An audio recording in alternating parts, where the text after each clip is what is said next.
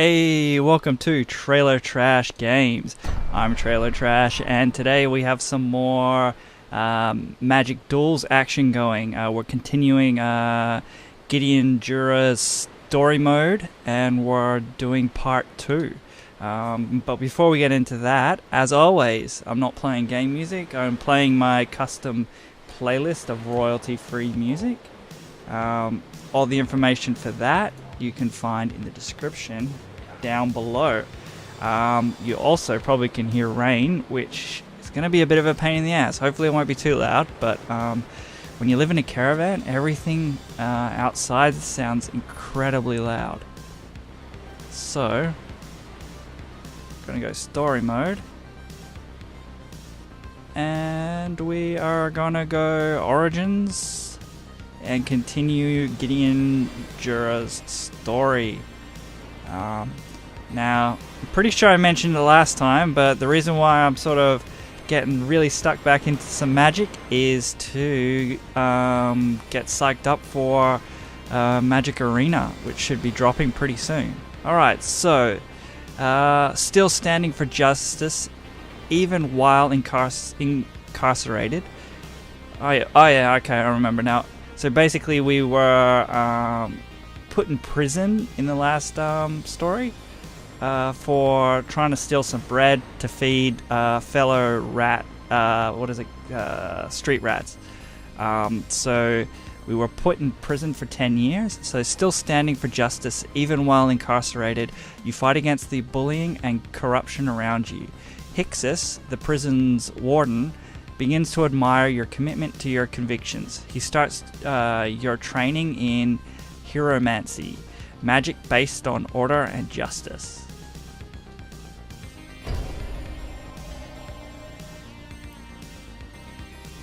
Alright. So, and also this time around, I had some feedback, and I will sort of try and explain what's happening a bit more, because Magic's quite a bit more complicated than Pokemon, so as a result, it's a lot more difficult to follow. Alright, so our starting hand, we basically, the first player to go doesn't get to draw. That's how that works. So we don't draw a card, but so after that you play your cards. So you got like a stage where you can play your cards, and then you go to combat. But because we don't have any cards to play, it just goes through. That's not very intuitive. Alright, so we draw a card, then we play it. Now we could play another card, or what are cards? I should be looking at that. Whoa, that's pretty cool. Alright, so we can now play this card.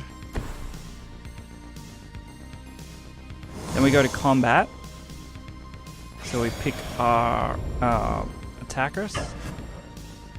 Confirm attack. He's got no one to block. So it'll go through and deal him 2 damage out of 20. Then we get another turn to do, another section of the turn to do stuff. But it just is in autopilot at the moment. I don't know why it's doing that. Maybe because it just knows that we don't have other cards to play. I don't know. This whole tutorial's not going well. Alright. So we'll play that. Creatures you control, target creature. So we'll go to our attack phase.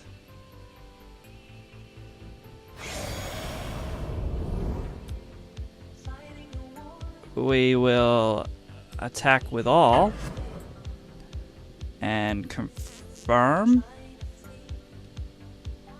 and then when he decides what to block, we'll stop the timer. And we will use Glorious Charge, which will bump up our creatures so that when the Glory Seekers both trade, ours will survive.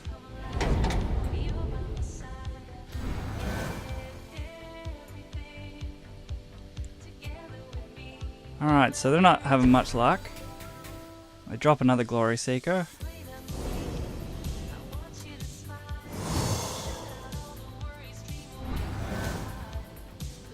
So we'll drop.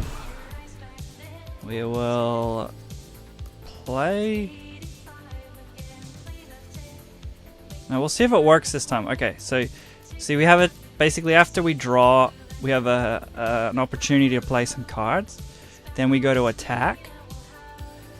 And then after that attack phase, we should get another option to play some cards. Confirm attack. Then once he picks, yep, so we'll stop.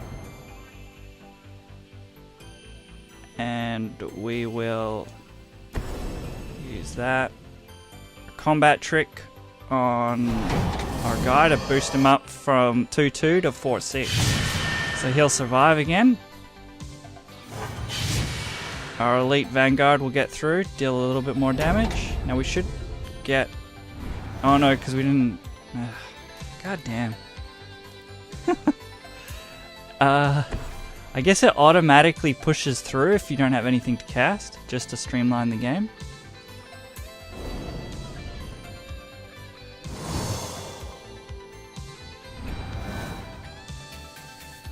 Alright.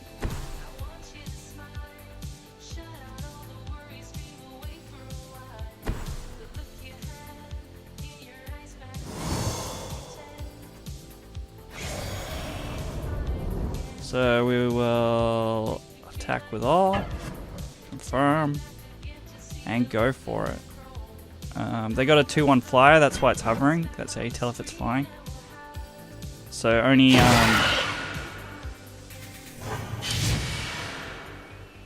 only flyers can block flyers.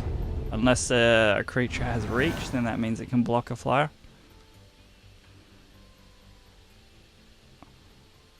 Alright, so they drop another one. Didn't you?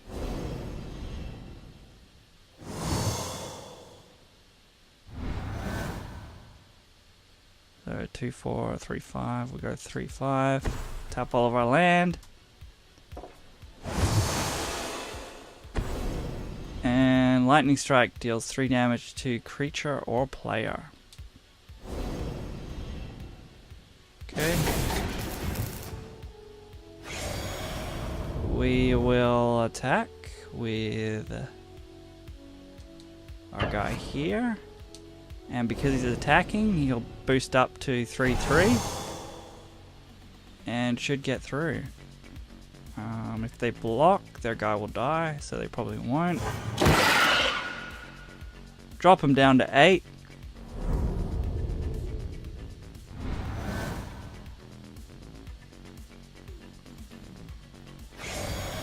So we're giving the old prison warden a thorough beating. So we take our first damage. Back to our turn. Okay, so we have both cost quite a bit. We'll go the flying. Flying is pretty sweet to have. So we will attack with all. Confirm. So our flying creature will boost back up to 3-3. Hopefully you can the resolution and bitrate's good enough so that you see the numbers. If you can't see the numbers on YouTube, maybe mention that in the comments down below. I'll check as well, actually, now that I'm aware. and I have to tweak. I might have to end up maybe getting the paid version of Game Show so that the resolution output's a lot better. Or not, the bitrate output's a lot better. Alright, so creatures you control get +1/+1 until end of turn. So we could do, that's 5, 6, 7, 8. So we could do lethal damage this turn with this guy. So he pumps 3/3 and a 4/6 when we attack. With all, our flyer will bump up to a 4/4, so that will be 8/8. Oh, not 8/8. That'll be 8 damage all up. And we will take out the prison warden and advance the story. Hopefully that was a bit easier to follow this time. Like I said, I'm still kind of figuring out, so after we've done a couple of these, I'll be going along explaining everything all smoothly and slick. Alright. So, what's happened? Alright, for years under the guidance of Hixus... Wait, 4 years under the guidance of Hixus has shaped you into a powerful combat mage. Hixus believes your natural talent for wielding magic belies something special about you. He suspects that, like his own mentor, you may be a planeswalker. Alright, so that takes us to the end of this episode. These are nice, short, quick matches. So that's a bit of fun, bit of lore, trying to refresh myself and catch up on what all these planeswalkers are about, because like I said, I stopped playing in Ice Age and only really played 4th edition with a little bit of revised, not much. I was pretty young too, so my attention span was pretty shit. So to sum it up, we were part of a sort of street ratty kind of gang of strongs, I think is what they called them. We like stole stuff, but we gave it back to like the poor and supported the community in that, kind of like Robin Hood, I guess. And we eventually got caught and thrown into prison for 10 years. And the prison warden eventually took a shine to us and has taught us how to use combat magic. And he's pretty impressed with us. So that's where we leave it off. If you enjoy these quick little magic videos and you enjoy magic, please leave a thumbs up or thumbs down rating for the video. Also comment down below if there's any advice you want to give me in terms of helping you follow what's going on. And yeah, please subscribe, because that helps the channel and helps me, I guess helps my ego, but also helps, I guess, you know, reinforce that I'm heading in the right direction. So as always, thanks again for tuning in and watching these videos. I really appreciate it, and I'll see you all in the next installment of Gideon's story. Alright,